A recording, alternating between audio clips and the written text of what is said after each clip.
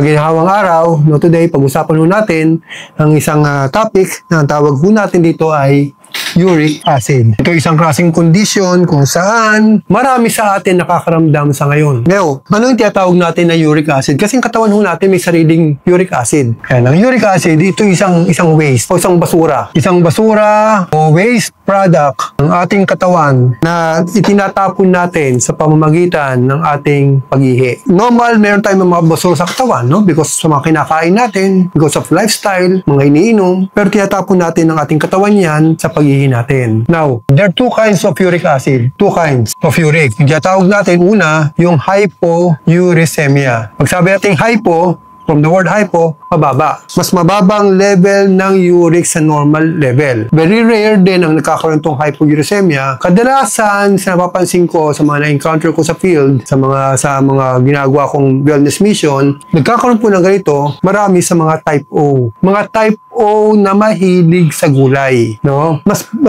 bumababa yung kailang level of uric pag sila ay puro mga vegetarian. Kasi again, type O's are known being carnivorous, no? So marami ako napansin mga type O ng vegetarian, bumababa yung uric acid, which is okay lang naman, no? Hindi naman ganung alarming, no? Konting fish lang kainin siguro noon, maging normal agad yung kanyang uric acid. Pero very common na tinatawag natin yung hyperuricemia. Ito yung very common. Ito yung pagtaas ng mga uric acid, no, ng katawan natin na hindi na kayang i-dispose ng ating kidney, ng ating sa pag-ihi natin. Now, bakit nagkakaroon ng ganitong kondisyon? Number one, marami sa mga ganyang problema pag tayo po ay mahilig sa alcohol. Alam niyo ba kung alcohol? Oo, umiihi ka naman pag nagiinom tayo eh. We have this uric problem na. Sabi nila, ay, pampatulog kasi. Oo, umiihi ka dyan. Pero alam niyo, binabalik natin yung uric acid sa katawan natin at kaya lalong tumataas yung ating uric acid. Pangalawa, yung mga pagkain natin too much of red meat. Again, it doesn't matter what blood type you are. Mataas na yung uric acid mo. Bawasan mo man ang red meat mo, no? Pag mataas na yung uric acid mo. Then, pangatlo, yung mga tinatawag natin mga laman loob. Yan. Yung laman loob, malaking bagay din yan kung bakit tumataas yung ating uric acid,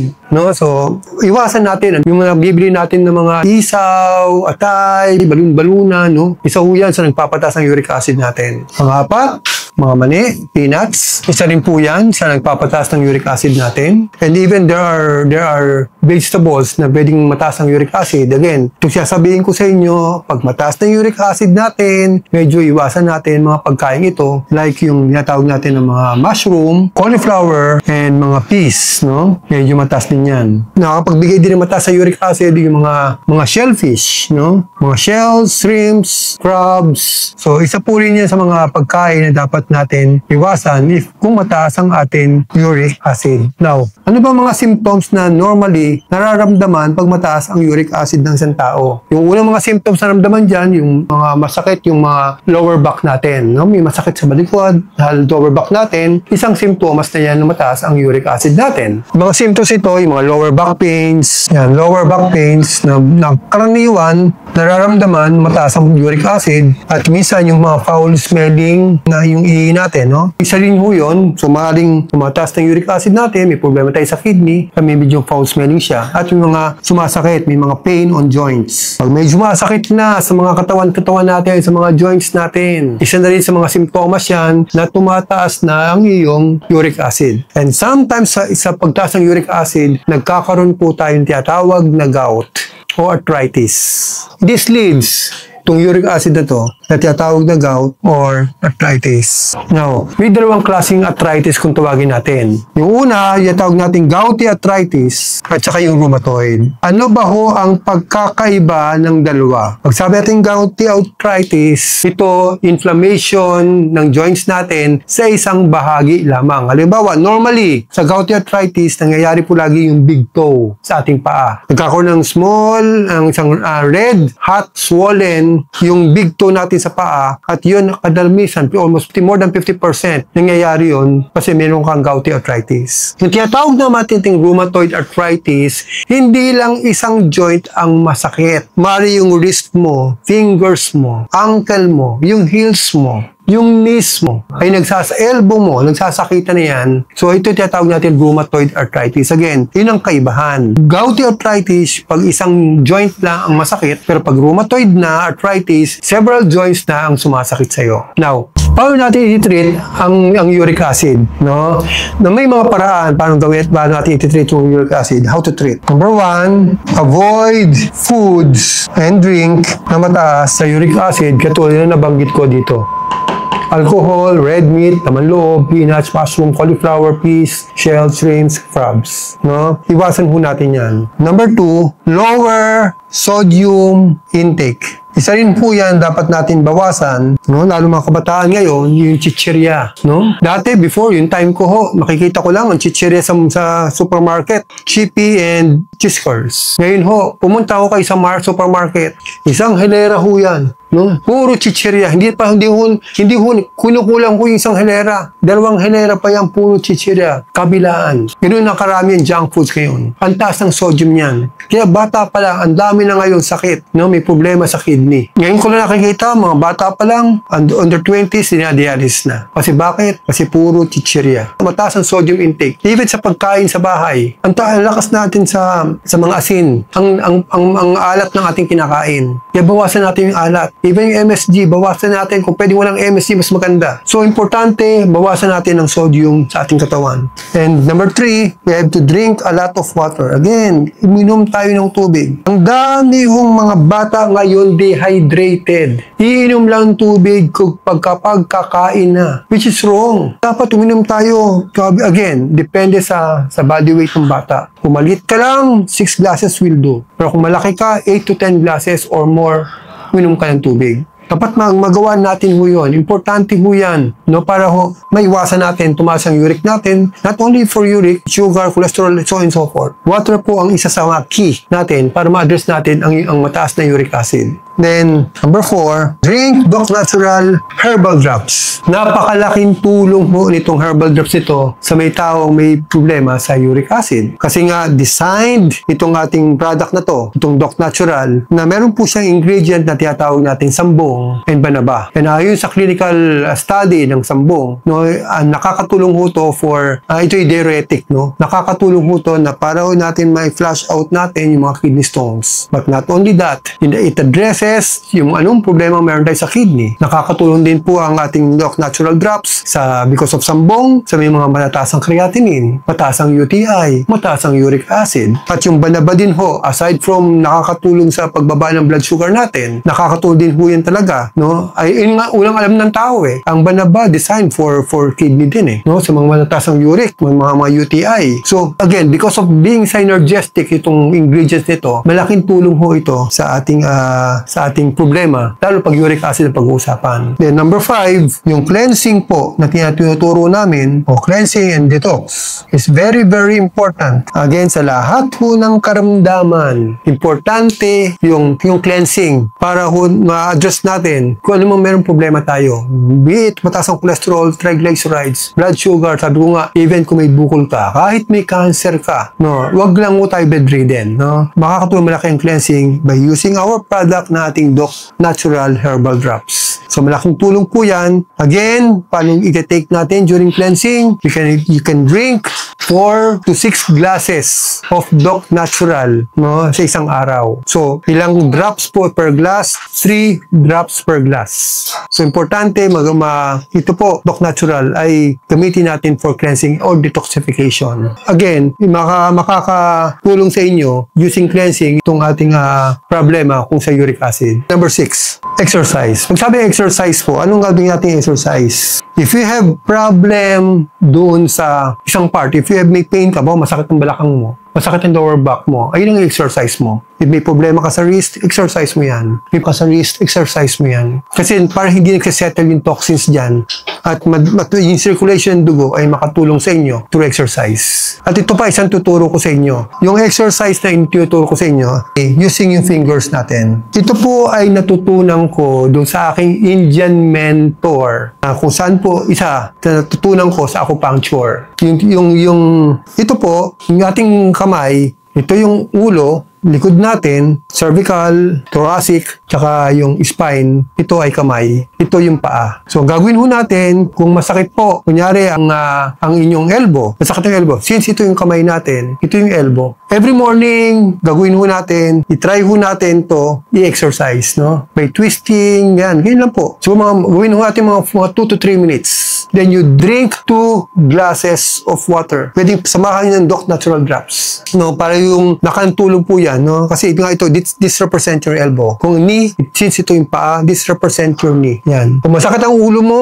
this represent your head. Twist mo lang yan. Exercise mo siya. No? So, ito again, ito yung ulo natin, ito yung kamay natin, ito yung paa. Ayan ho, ang design po ang ating kamay sa kung ating body structure. No? Kung malaking tulong po din po yan. No? Again, now, Doc, masakit naman yung aking mga daliri eh. Kung anong part ng daliri naman ang masakit sa'yo, masakit ito. Again, i-massage mo siya, twist mo siya, uminom ka ng 2 basong tubig with Doc Natural. Para ma-flush out agad natin kung ano masakit niya. It will help you a lot. Bukod dun sa exercise na sinasabi mo may masakit sa'yo, kasama mo lang, let's say, masakit ang tuhod mo. Exercise mo yung tuhod mo. Then, exercise mo, anong represent ng tuhod dito? Ito, i-massage mo to every morning. At inumin nyo agad ng 2 baso ng ating with Doc Natural Herbal Drops.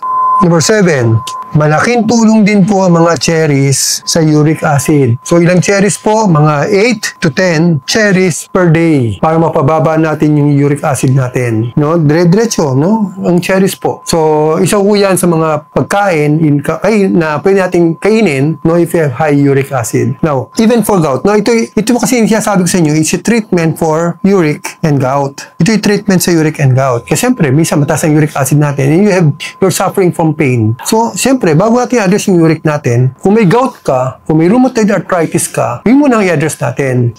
By following itong tinuturo ko sa inyo, ma-address natin yung gout natin and eventually yung uric natin mapapababa natin. So, ito po yung isa sa mga paraan na pwede namin ituro. No? If may problema ka dyan. Then, number 8, acupuncture. Yung acupuncture po, malaking tulong din pagdating sa pain management. Yung acupuncture din po, no? Ako po, I'm doing auricular acupuncture. May mga part talaga dyan sa katawan natin. No? Again, ang ating tenga, design po yan sa parang inverted fetus. Ito yung ulo ng bata, ito yung backbone. All internal organs ng ating tenga na sa loob yan. So, may mga certain part po dyan na pwede natin itusukan yung sa may part ng tenga na yan na nakaka-address kung anong pain meron ka. No? So, yun po isa sa mga ginagawa ho namin. Ako po bilang acupuncturist. Then, next, yung tinatawag namin na guasya. Ito po yung guasya. Nabibili po ito sa Binondo. No, may nabibili. Actually, I bought this nung pumunta po ako ng Macau. So, itong guasya ko ito yung sungay ng buffalo. Sometimes, sungay din ng rhinoceros na ginagamit nila huto. Now, ano po yung purpose ng guasya? Ito yung guasya nito, kung saan may part na masakit. Ang advantage ito is it's better than massage. Naman masakit yung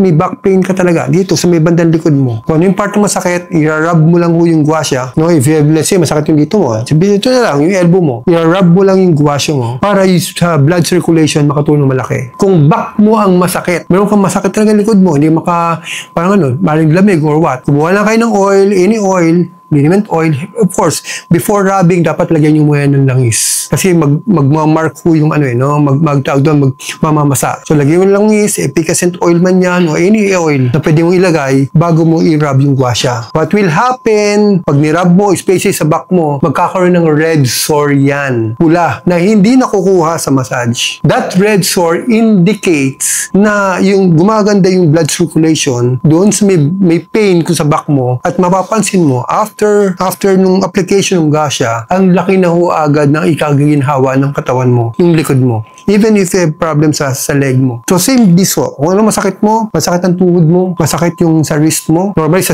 wrist, dito yan. Continuously, massage mo lang siya. Tapos, ang massage ho dapat pataas para papunta sa heart natin. So, malaking bagay po siya. Nakakatulong ho sa may mga pain, especially you have rheumatoid arthritis, you have gouty arthritis. No? It will address. Malaking tulong mo talaga. Kaya ako, lagi kong ginagamit din ho namin to if kung may mga wellness mission ako. Again, you can purchase this sa mga Binondo. No, hanapin nyo, sabihin nyo na po, guasya. Yung isa pa ho, no?